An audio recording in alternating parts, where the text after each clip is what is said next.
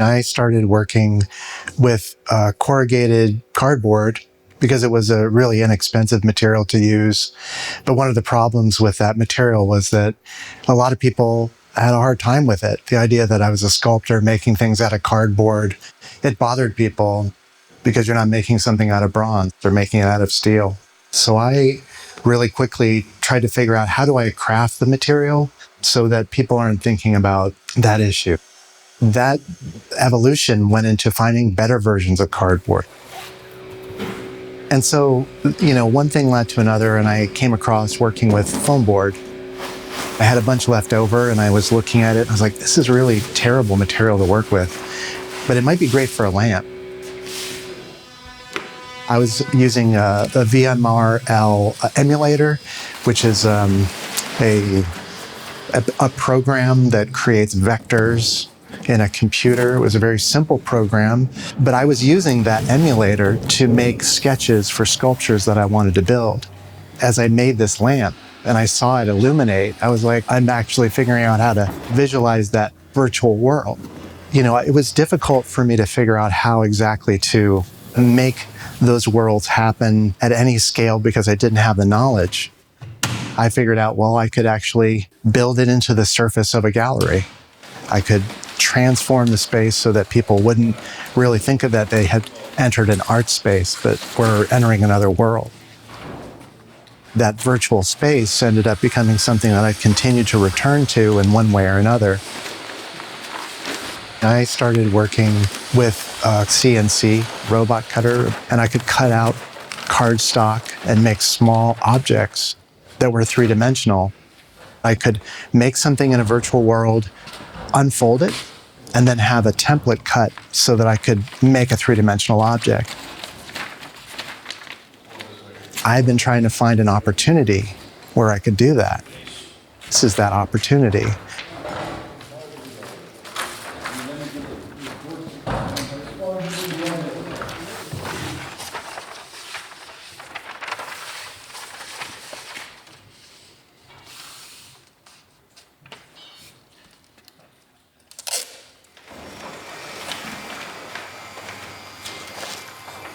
So in this case, instead of it being a small piece of cardstock that a little robot's cutting out, each of these surfaces was cut out in paper by a machine that was representing an unfolded three-dimensional object that I had made in virtual space.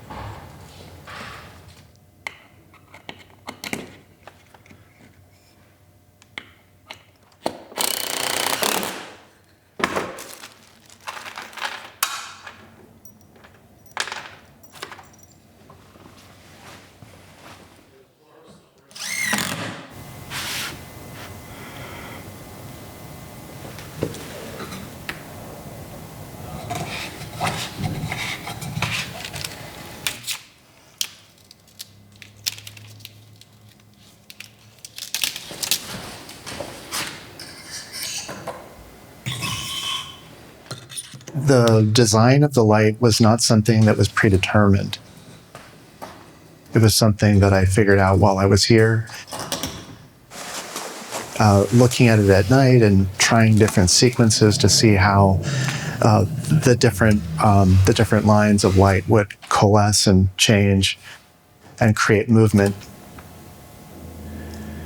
There's something about this movement that allows for another way of activating it and people interacting with it and moving in relationship to the piece.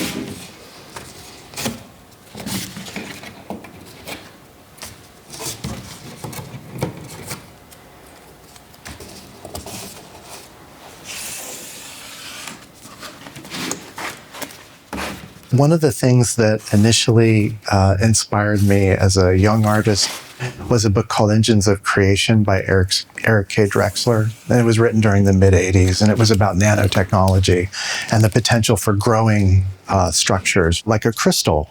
And I was captured by that idea that something on a molecular level could manifest the growing of an object. It started as a block of solid material in a solid modeling program. It's like you can use a series of planes and a series of lines that cut through the material. And so I went through a process of creating all of these different profiles and lines where the lines were projecting through that material and cutting away material.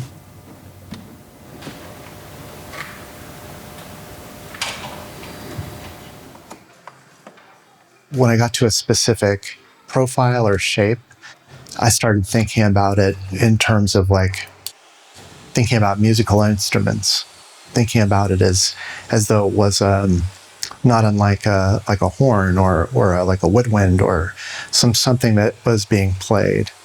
There's still ways in which I wanted it to exist in the space and be something that people had to encounter or approach.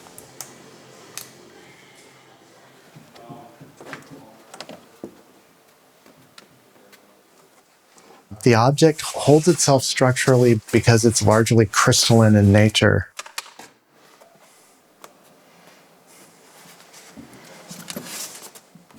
There's a lot of forces and combined angles that create a structural tensegrity in the object.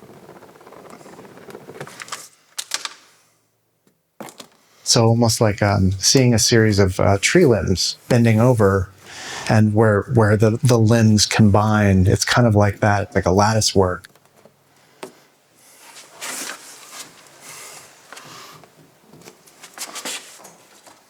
I use the angles so that I could continue building it, but I largely built it from the top and then the bottom and then joined the pieces in the center.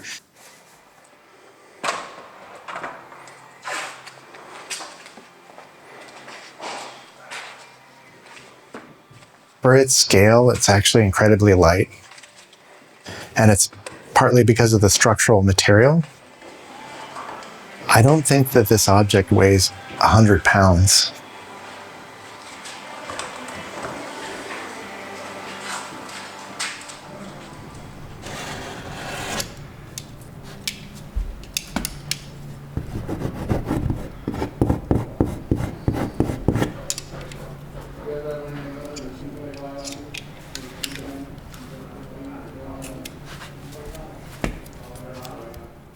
One of the fun reveals about this piece is that people see it as flat at first, and then they get closer and they realize its dimension. The plastic itself doesn't have a reflective surface. And also the tape that I use is a special photographic black tape. It's a flat black tape, so that there's no light bouncing off of it that you would get a read for dimension. I have an affinity for the striations and the lines that are in the corrugated material, and they actually mirror some of the movement that happens in the walls in the space. So there's like this connection.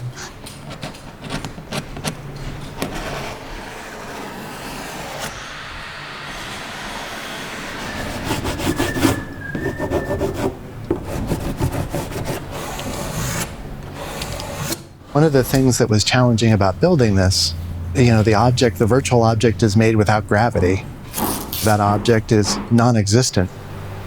As soon as it comes into the world where I have to make it out of this material and it has to deal with gravity, then it becomes a completely different thing. There's another level of improvisation that goes into building the structure and making sure that it's sound.